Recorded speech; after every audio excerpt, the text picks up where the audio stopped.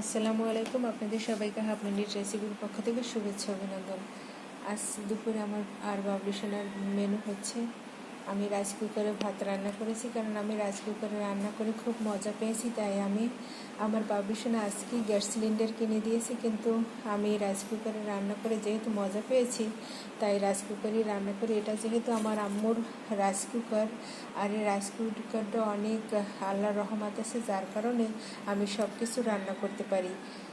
এই যে 2 গ্লাস পানি খাওয়ার গ্লাসের 2 গ্লাস চাল আমি দিয়েছি, আর পানি দিয়েছি 5 গ্লাস, কারণ আমি একটু ভাতে পানি দিয়ে রান্না করেছি, কারণ আমার বাবুসোনা আবার শক্ত ভাত খেতে পারে না, এই জন্য আমি একটু নরম করে রান্না করার জন্য পানিটা দিয়েছি। আর যারা ঝরঝরে ভাত খেতে চান তারা মূলত 1 গ্লাস পানি দিলে 2 গ্লাস 1 গ্লাস পানি দিলে হাফ গ্লাস চাল দেবেন, মানে চাল যে পরিমাণে দেবেন তার ডাবল দিবেন পানি।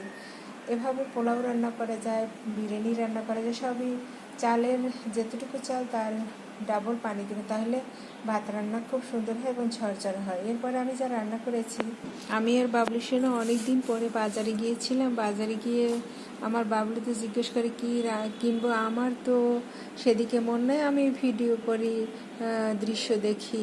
পরে আমি বললাম যে তাহলে ঠিক আছে, তুমি উচ্ছে কেন। আর এই উচ্ছে তরকারিটি খেতে ভীষণ ভালো। রাইস কুকারে যে এত সুন্দর উচ্ছে ভাজা হয় তা আসলে আমি বলতে পারবো না যে আমি এটা কীভাবে রান্না করেছি। সুন্দর করে উচ্ছেটা ধুয়ে তারপরে লবণ মেখে রেখেছি, তারপরে আবার 2-3 বার ধুয়েছি। আর রাইস কুকারের পটে লবণ দিয়েছি, তেল দিয়েছি, পেঁয়াজ রসুন দিয়েছি, একটু হলুদ গুঁড়ো, একটু মরিচ গুঁড়ো, একটু লবণ দিয়ে তারপরে অল্প একটু পানি দিয়েছি। সবজিটা দিয়ে আমি জাস্ট 15 মিনিট ঢাকা দিয়ে রেখেছি, তারপর নাড়াচাড়া দিয়েছি। আর 5 মিনিট পরে এত সুন্দর একদম ভাজা ভাজা তরকারিটা হয়েছে, আর খেতে দারুণ হয়েছে। আমার বাবলুর যেহেতু পছন্দ, আমার বাবলুকে আমি এই কয়দিন ধরে শুধু স্টিমের খাবার খাওয়াচ্ছি। আমার বাবলু তো কিছু বলতেছে না, আর বলতেছে যে না গ্যাসের সমস্যা নেই। আর স্টিমের খাবার বলে অনেকে তো সিদ্ধ করে খায়, আর এটা তো খুব ভালোই রান্না হয়, এজন্য আবার আমার ভালো লাগতেছে। দেখুন কত সুন্দর উচ্ছে ভাজি হয়ে গেল। আমি সাথে একটা আলু দিয়েছি। আলু হচ্ছে বেহায়া তরকারি আমি বলি, কারণ যে তরকারিতেই দেই সেই তরকারির স্বাদ বেড়ে যায়, যেহেতু আমি একজন আলুখোর। দেখুন কত সুন্দর হয়েছে উচ্ছে ভাজি। এরপরে রান্না করেছি ডিম ভুনো করেছি।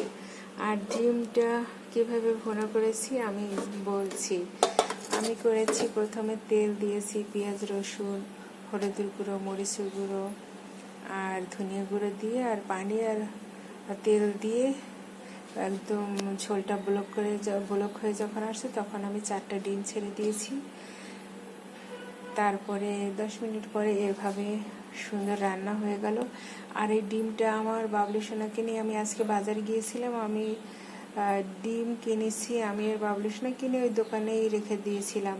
পরে বাজার থেকে আসার সময় সেই লোকটা ভুলে আমাদের অন্য এক মহিলার ডিম দিয়েছে 10টা, আর সে মহিলা হয়তো বা 20টা নিয়ে গেছে নাকি আমি জানি না। পরে আমি আবার রিক্সা নিয়ে গেলাম, যে রিক্সা আসছি, তারপরে সেই রিক্সায় চলে গেলাম। যাওয়ার পরে বলার পরে উনি একটু অসন্তুষ্ট হলেও ডিমটা দিয়েছে।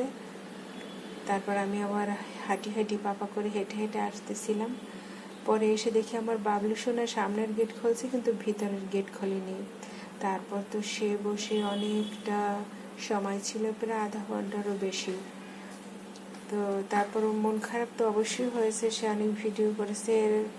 আবার আব্বু সোনারা, ময়না পাখিরা তাকে সঙ্গ দিয়েছে। এসে আমি দেখি আহা দুঃখ মেয়ে এখানে কেন বসে আছে। পরে আমি তো বুঝতে পারি না যে সে গেট খোলেনি ভিতরে, সে সামনের গেট খুলে আমাকে চাবিটা দিয়ে দিল। আমি ডিগডিগ করে রিক্সায় চলে গেলাম, গিয়া ডিম নিয়ে আসলাম। সে অনেক কষ্টের ডিম, কারণ হচ্ছে এই ডিমের আবার কুড়ি, এখন একটু ডিমের দাম কমছে, কুড়ি হচ্ছে 180 টাকা কুড়ি নিয়েছে। আর রিক্সা ভাড়া যেহেতু ডাবল দেওয়া হয়েছে, এখন 200 টাকাই ধরা চলে। পরে আমি ডিম নিয়ে 20 টাকার রিক্সা ভাড়ার পথ আমি হেঁটে হেঁটে এসেছি। তো হাঁটার পরে আমি অনেকটা ভালো ফিল করতেছি, আমার খুব ভালো লাগছে। আসলে সবার একটু এক্সারসাইজ করা দরকার এবং হাঁটার কোনো বিকল্প নেই। আমি হেঁটে অনেকটা ভালো ফিল করছি। আমি আর বাবলুসোনার দুপুরে মিলে খাবো দুজনে। আমাদের দুজনের সাথে কোনো কথা হয় না, প্রয়োজন ছাড়াই খাওয়া দাওয়ায় দু একটা কথা হয়, কিন্তু আমার বাবলুসোনার কাজ নিয়ে বিজি থাকে, আমি আমার কাজ নিয়ে বিজি থাকি। আমি রান্নাবান্না করি, আমার বাবলুসোনার ছাদ বাগান আছে, তারপরে একটু মোবাইল দেখে, টিভি দেখে, আর আমি একটু রান্না বান্না করি। এইতেই আমার অনেক কষ্ট হয়ে যায়। আমি রাইস কুকারে রান্না করে এত বেশি মজা পেয়েছি, যার কারণে আমি অন্য কিছুতে রান্না করতে চাই না। আমার বাবলুসোনা আজকে অনেক হাঁড়ি পাতিল স্টোরে রেখে দিয়েছে। আমি একটা মাত্র চুলায় রান্না করার জন্য পাতিল রেখেছি, আর বাকিটা আমি রাইস কুকারে রান্না করব। আসলে রাইস কুকারে যে রান্না করতে এত সুন্দর সুযোগ সুবিধা আমি আসলে আগে কখনো জানতাম না। আর এটা হচ্ছে আম্মুর পরশে, আম্মুর কি বলবো, আম্মুর রহমতি রাইস কুকার, যে রাইস কুকারে আমি সব কিছু রান্না করতে পারি। আর ছোট রাইস কুকার হওয়াতে আমাদের দুজনের একদম খাবার ফুলফিল হয়ে যায়, কোনো সমস্যা হয় না।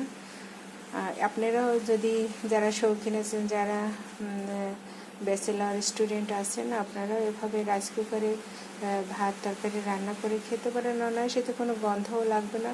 ভাত চাপিয়ে দিয়ে আপনারা স্টাডি করতে থাকবেন, এসে দেখবেন ভাত তরকারি হয়ে গেছে। আর এতে পোড়ার কোনো ভয় নেই, কারণ চুলায় রান্না করলে, গ্যাসের চুলায় রান্না করলে, আমি গ্যাসের চুলায় রান্না করে অনেকগুলো পাতিল পুড়ে ফেলেছি। আর এখন যে আমি রাইস কুকারে রান্না করে আমি সুযোগ সুবিধা পেয়েছি, তাই আমি রাইস কুকারে রান্না ছাড়তে চাই না। আমি রাইস কুকারে সারা জীবনটা এরকম রান্না করে আমার বাবলুকে খাওয়াবো। সবাই ভালো থাকবেন, সুস্থ থাকবেন। আল্লাহ হাফেজ।